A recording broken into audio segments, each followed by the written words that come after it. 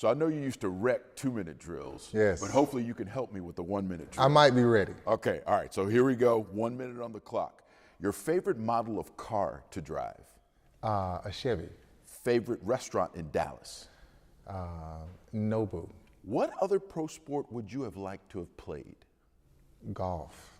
Favorite subject in school? Science. As a kid, your favorite football player? Favorite football player? Bo Jackson. Best advice a coach has ever given you? Never lose your character to be or feel like you're something else.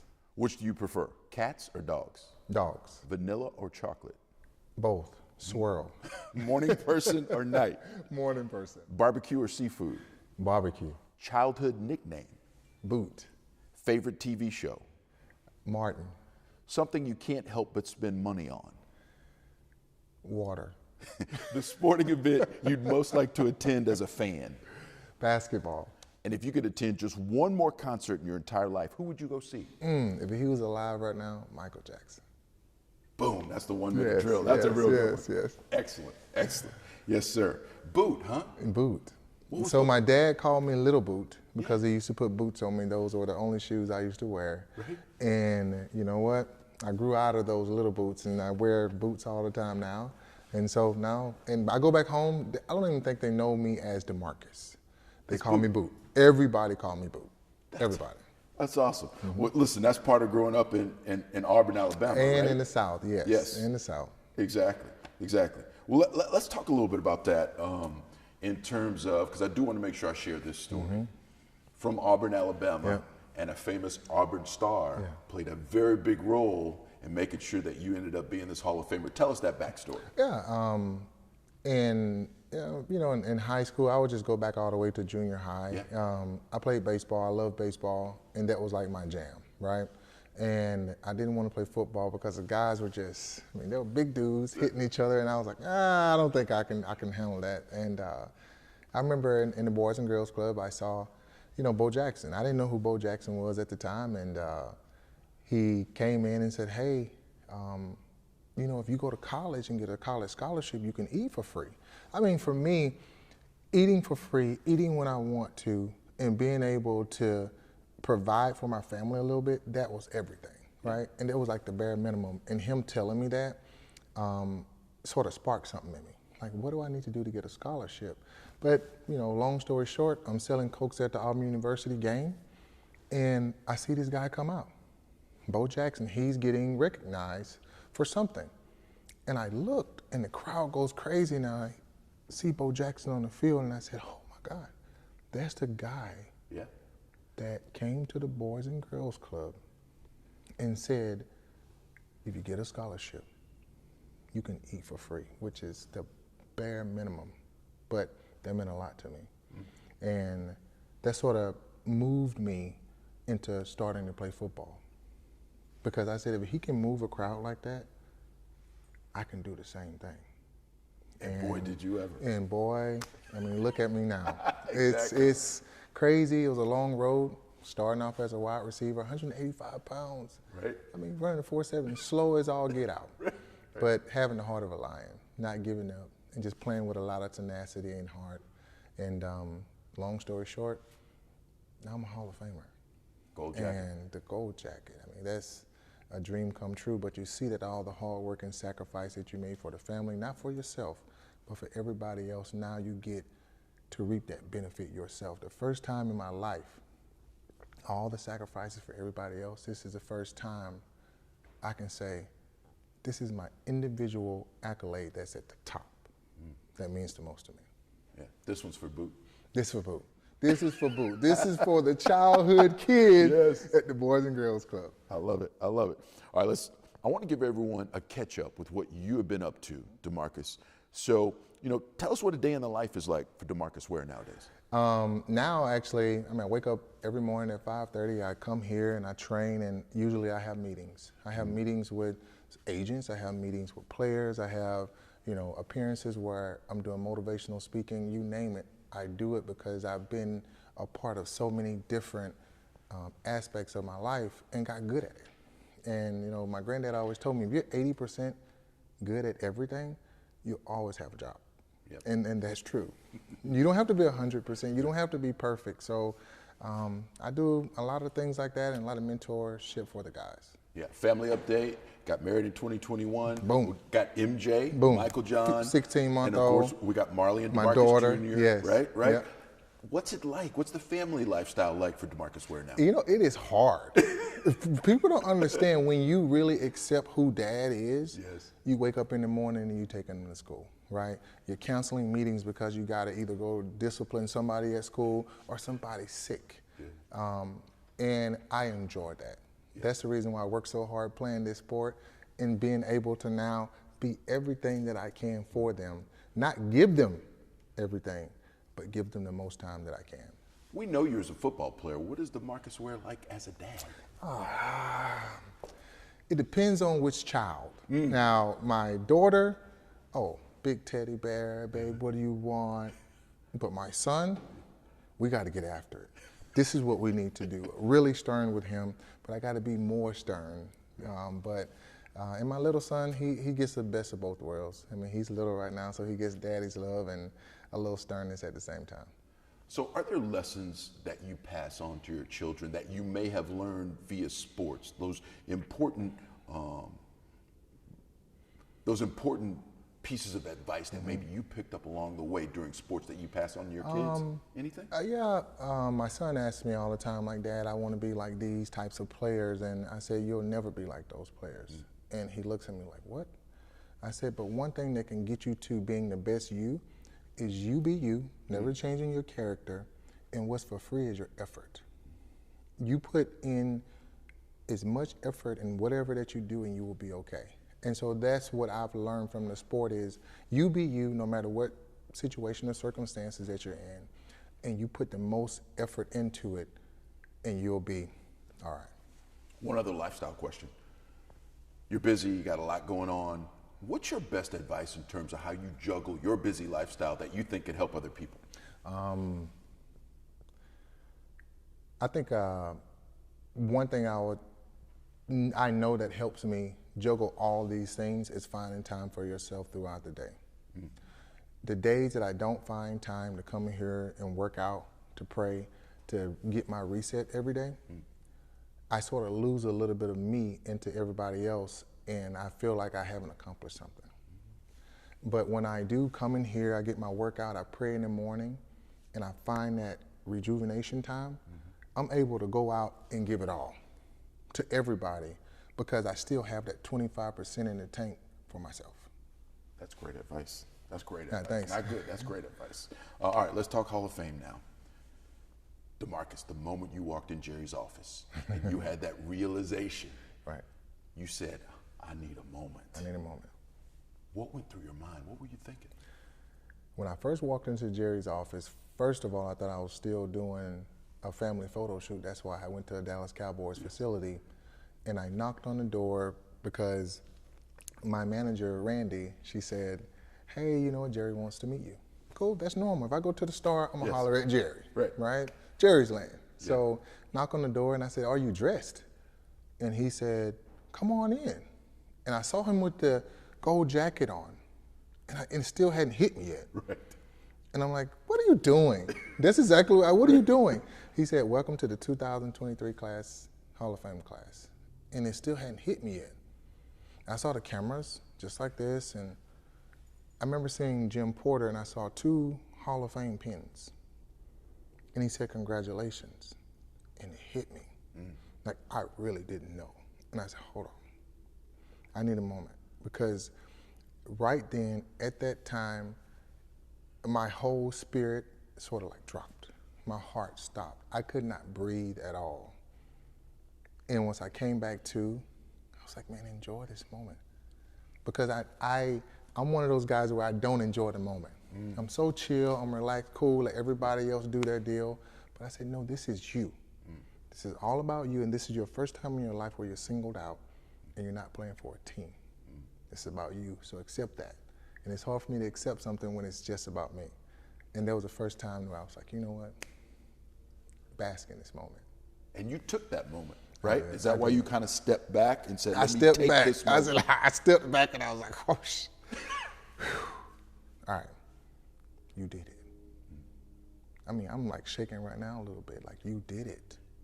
And from that day, I still pinch myself and will be pinching myself for the rest of my life, because now I get an opportunity to go into a locker room with all the names and guys that they said you played like and get to play with in a different way and on a huge platform for the rest of my life. It is the most exclusive football team Yes. on the planet, Yes. right? Yes. So when you think about that, what does it mean to you, DeMarcus?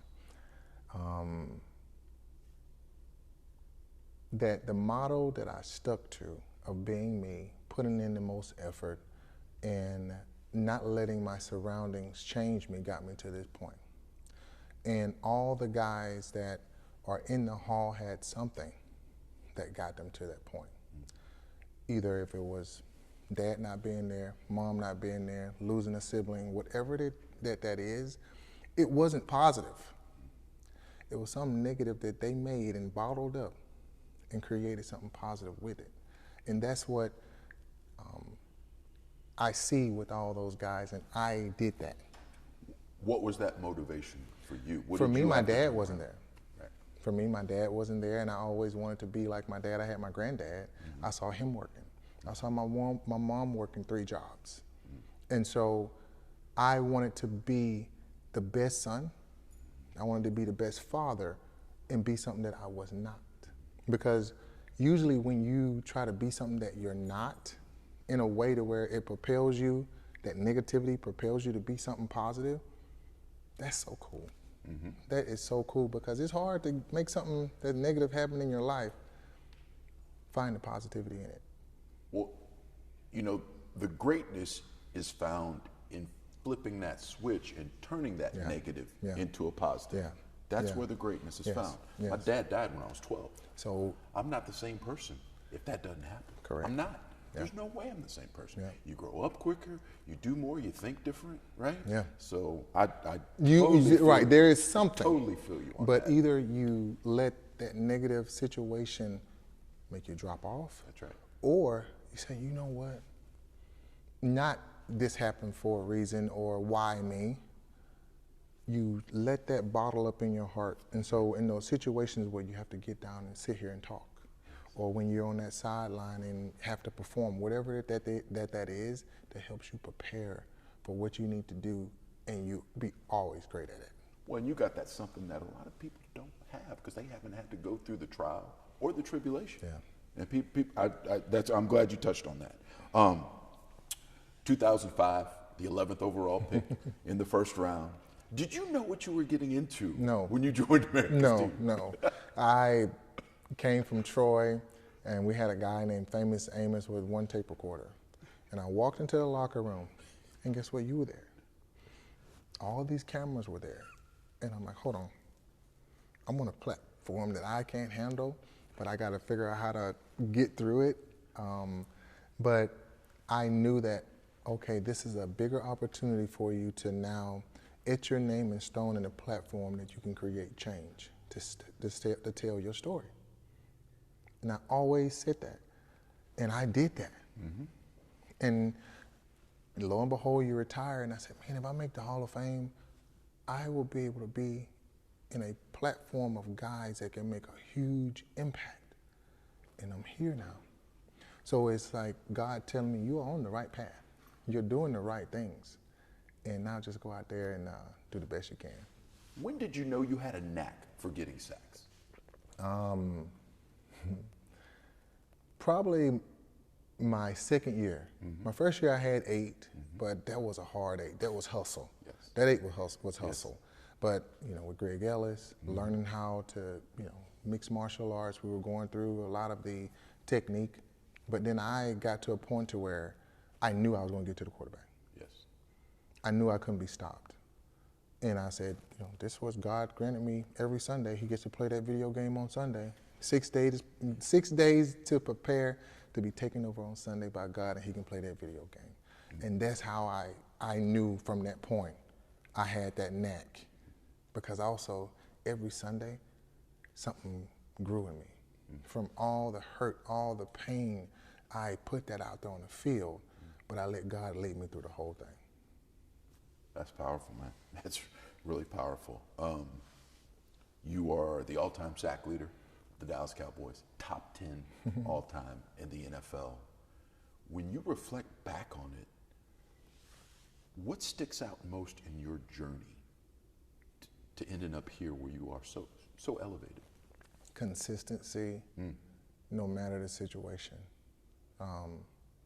So many things that happen in your life, ups and downs, and losing 3 boys, having a child, adopting my daughter, not having my dad around. It was so many negative things, but no matter what, everything negative that happened, something more positive came from it because I pushed through it. And that's the coolest thing. I would say consistency through all of the adversity. You have been through a lot, as you mentioned. What was the best advice you got along the way, and what's the best advice you pass on to young people that you mentor? The best advice I got along the way is, again, like I said earlier, being you through all circumstances and situations. And the best advice I would give the kids is the same thing. It doesn't get old. Right. If you start in 1960, before that, all the way to 2023. If you be you, especially in this world of social media, Twitter, and everything, where a lot of things are fake, what are you going to do to shine through the midst of all of the fake crap? That's what I want to leave for a lot of the younger kids, because that's the only way you're going to be able to make the impact that you can make, because only you can make it. That authenticity, I think, Yes. now is key. Yeah. Right? When you try and sift through, especially everything the kids have to with the social media, finding your authentic self could not be more important than it is nowadays. And keep it as simple as this. Either you want to be in the traffic and be stuck on 635 in Dallas, or do you want to get in the hub lane where you only have 4 people in the car with you and you're going pretty fast? Yeah. Again, the loneliness of getting in that hub lane and not having many people with you, but people on the same path, that's where you want to be, instead of being where all the traffic is and all the hustle and bustle. I like it. Stay in your lane. Stay in your lane. Your lane. Your lane. Yes. Exactly. Yes, exactly. All right, a couple more and I'll get you out. Can you imagine what it will be like in Canton when you are given that speech? I can't even imagine. I don't know how many emotions will come out, but I know that at the end of the day, this is a platform for God to be there. And I want to make sure that when he is there, they're going to know that he's talking, and he has a message to share. That's great stuff. All right, we're at 20 minutes. Can I ask 2 Cowboy questions? Cowboy questions? 2? Yeah. All right. You're a defensive guy. What does Micah Parsons need to do to continue his meteoric development? I think sharpen his toolbox every year. I mean, he's been doing that, but now he has to get smarter with the plays, knowing where guys are going to be, how the offense is blocking them, and where he can fit. Because as I got older, I had tight ends, I had a tackle, I had a running back there, and I knew that I had 3 guys on this side. But if I make this tackle go up the field, now that opposite A-gap's open, I would rush up the field and run all the way underneath, knowing that it would be free. Yes. But it's almost like control the matrix. You have the key. That's why the C's on your chest. Control the matrix, and you be, I forgot who that guy was, Neil. You be that guy and get to the quarterback. That's pretty cool. Mike McCarthy has taken over the offense now. He's play calling now. You know how important that is. How much pressure do you think is on the head coach now? A lot of pressure, but I know he can do it. I think him taking on that role of calling plays let people know that I'm taking over. I'm at the helm now, so what I say is going to happen. It's not going to be a middleman anymore. It's coming straight from me. So if a mistake's made, it comes back at me. If something good happens, it's because of us. So I like that feel. I like the changes that they've made, and I can't wait to see how the season's going to unfold. You think that can still lead them to a championship? That can lead them to a championship. It all boils down to keeping your composure in those big games, throwing the ball away, and not having those turnovers. And when he can do that, And when he does that, the sky's the limit for him. And that's the one thing I forgot to ask you. How much did winning that championship finish out your resume, and how important was it to you to have that on your resume? Finishing out the championship in Denver did finish my resume. It was something that solidifies a true champion. When you win that Super Bowl, you can have all the stats and accolades you want to, but being on a winning defense, probably one of the best defenses to ever go down, and you leading it, lets them know that not only are you a playmaker, but you're a leader, and that makes a Hall of Famer.